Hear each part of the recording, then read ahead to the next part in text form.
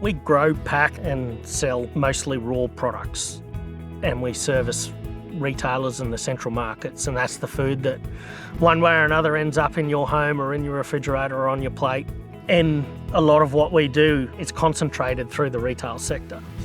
So we need to diversify as a business. We've got a lot of people that work for us, rely on us. We're farmers ourselves, but there's also people that grow a lot of our crops, often our best crops, that aren't us. They also rely on us. We need to think about the future. The reality is in Australia we can produce a lot more food than we can eat, and we're not always the lowest cost producer. Whether it's state to state or country to country, food's being imported or the way it's being produced is changing. So we need to look at staying ahead of the times. We need to be able to give people more convenient, better tasting food. So that means we've got to value add it.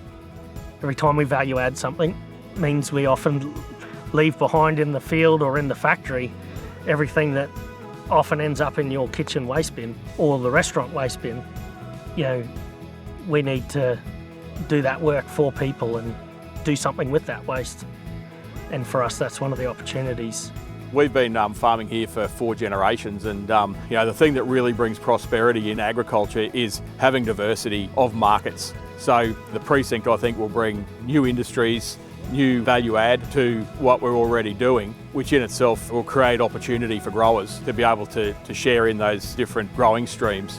When you go into high-tech value add, you immediately put a higher value on the return that you are paying back to the grower. So, there's immediate kickback for the producers.